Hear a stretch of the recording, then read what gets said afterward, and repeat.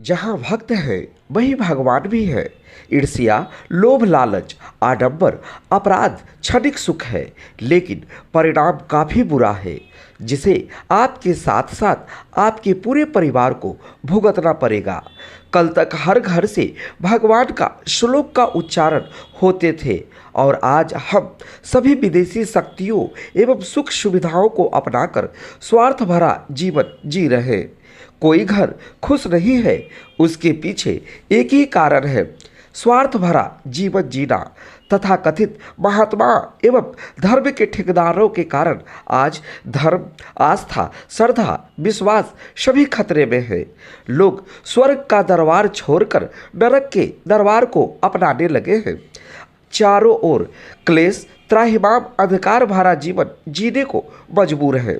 इस स्थिति में हरियाणा के हिमसार कैम्ब्री के रहने वाले संत राजदास जी महाराज कहते हैं कि श्रीमद् भागवत कथा ही कल्याण का मार्ग है।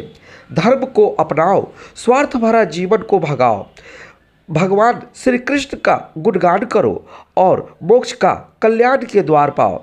यह बात मेहंदीगंज स्थित ठकुरबाड़ी में चल रहे श्रीमद् भागवत कथा ज्ञान में श्रद्धालुओं के बीच संत राजदास जी महाराज ने कहा। इस दृश्य को देखकर सभी श्रद्धालु भक्ति भाव में विभोर हो गए।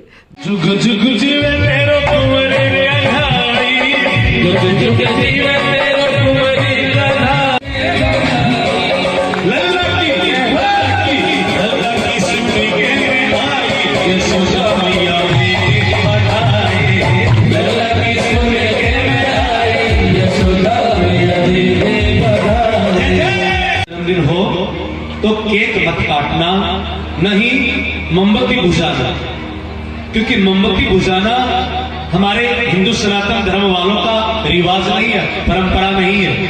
ये तो ईसाइयों का है कि मोमबत्ती जलाओ फिर उसको बुझा दो।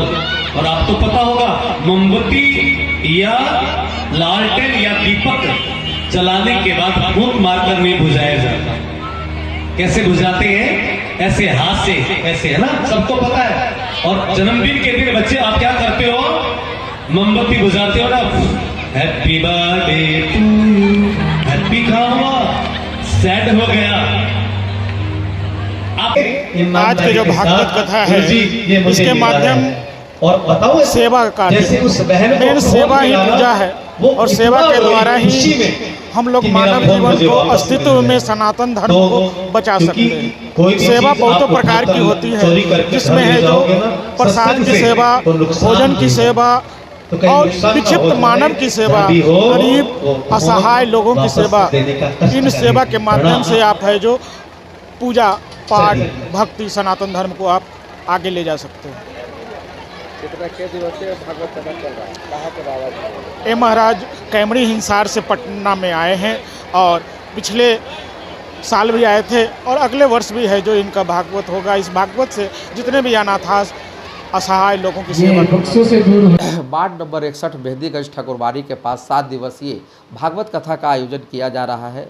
कनकन में श्री राम के साथ भगवान श्री कृष्ण का लीला जो है अपरंपार है, और हम लोग सीधे जानने की कोशिश करेंगे जो हमारे बाबा जी आए हुए हैं, और उनका महान कथा लगातार 3 दिनों से चल रहा है। तो हम लोग इनसे जानने की कोशिश करेंगे। संदेश आप तक में आपका स्वागत है, और संदेश आप तक के माध्यम से बाबा जी की कुछ वाणी जो आज समाज जो है किस तरह से धर्म के प्रति जो है दूर भाग रहा है, तो कैसे धर्म के प्रति लोग करीब आएंगे। तो हम लोग सीधे जानने की कोशिश करेंगे कि बाबा जी संदेश आप तक में आपका स्वागत।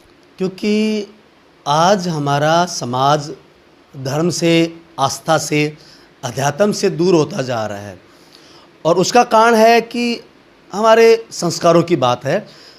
जो माता पिता पहले हमें अच्छे संस्कार देते थे, हमारे माता पिता या दादा दादी या बड़े बुजुर्ग बच्चों को गोदी में बिठाकर वीर शिवाजी की कथा सुनाया करते थे, महाराणा प्रताप की कथा सुनाया करते थे, और रामकृष्ण की गाथाएं सुनाया करते थे। लेकिन आज उनका स्थान ये जो विदेशी चैनल्स हैं इन्होंने ले लिया, और इसमें सिर्फ़ और सिर्फ देश को तोड़ने की बात, समाज को तोड़ने की बात, परिवार से अलग होने की बात, और संस्कृति और संस्कारों को छोड़कर अनर्गल बातों की तरफ हमारा समाज जाता जा रहा है। मैं तो सबसे ज़्यादा मैं सोचूंगा कि ये जो विदेशी चैनल्स हैं ना, वो चैनल्स हमारे संस्कारों को दूषित कर रहे हैं और हमारे हिंदू सभ्यता को मिटाने की चेष्टा की जा रही है। ये लगता है कि कोई विदेशी षड्यंत्र भी ऐसा चल रहा है जो कि धीरे धीरे हमारा समाज धर्म से, अध्यात्म से, समाज सेवा से एवं आस्था से दूर होता जा रहा है। देखो, पाखंड या आडंबर आज से नहीं है, पुराने ज़माने से चला आ रहा है। लेकिन पहले के लोग मुझे लगता कि जागृत थे। आज हमारा समाज आडंबर फैलाने वालों की गलती इतनी नहीं है, पाखंड फैलाने वालों की गलती इतनी नहीं है जितने आज हमारे समाज के लोगों की गलती है। पहले लोग जो है नर्क से दूर भागते थे और स्वर्ग की प्राप्ति के लिए हर तरह के उपकार किया करते थे, लेकिन आज बदलते युग में लोग नरक को अपनाकर जो है स्वर्ग के रास्ते से बिल्कुल दूर हो चुके हैं। उन्हें क्षणिक सुख जरूर मिलती है और यही क्षणिक सुख के कारण जो है जिस तरह से महात्मा का चोला पहनकर आडंबर फैला रहे हैं, तो हम सीधे तौर पे बात करने की कोशिश करेंगे कि पहले जो सच्चाई था, पहले जो आस्था और विश्वास था, आज जिस तरह से दूर होता चला गया, तो बाबा जी से कैसे दूर किया जा सकता है, कैसे समाज की कुरीतियों को दूर किया जाएगा? लोग अब धर्म के प्रति बहुत कम रुचि ले रहे हैं। धर्म की जगह आज अधर्म ने ले लिया है। पहले लोग नरक में जाने से डरते थे, पाप से डरते थे, बुरे कर्म से डरते थे और उनको लगता था कि हम बुरे कर्म करेंगे तो नरक में जाएंगे। लेकिन मैं कथाओं के माध्यम से हमेशा ये कहता रहता हूँ कि न जाने लोगों में इतना बदलाव क्यों आ गया। मैंने देखा कि बड़े बड़े धर्मी लोग, बड़े बड़े समाज सेवक लोग दुनिया को दिखाने के लिए तो समाज सेवा कर रहे हैं, लेकिन अंदर से कुछ और होते हैं। मैं उनको बोलता हूँ, तुम्हें नरक में जाने से डर नहीं लगता है? तुम होते कुछ और हो और लोगों के सामने प्रस्तुत कुछ और करते हो।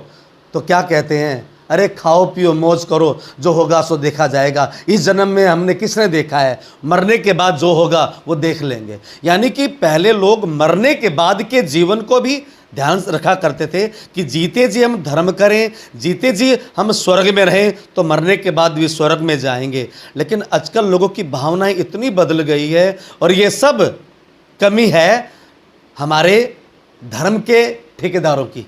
धर्म के ठेकेदारों जो भी आप कह रहे थे कि आडम और पाखंड फैला रहे हैं, क्योंकि हमारे संत कहते हैं महाजनों ये न कथा सपंथा। जिस रास्ते पर महापुरुष चलते हैं, जिस रास्ते पर महान लोग जाते हैं, उसी पर हमें चलना चाहिए। लेकिन सबसे बड़ी देखने की बात है, हमारे महान लोग जो तथा कथित हम जिनको महान कहते हैं, तथा कथित जिनको हम महापुरुष कहते हैं, वो किधर जा रहे हैं। और उनको देखा देखी समाज के जो बाकी आम जनता है वो भी यही सोचते हैं कि जब इनको बुराइयों का डर नहीं है, जब इनको नरक में जाने का डर नहीं है, तो हमें नरक में जाने से क्यों डरें। क्योंकि आज समाज ऐसा हो गया कि न नरक से मतलब है, न स्वर्ग से मतलब है। उनको मतलब है अपने स्वार्थ से, अपने लाभ से। खुद के लाभ के लिए, खुद के स्वार्थ के लिए इंसान नीचे से नीचा गिर जाता है। और नरक तो क्या है, नरक से नीचे जाने को भी तैयार है व्यक्ति अपने स्वार्थ के वशीभूत होकर।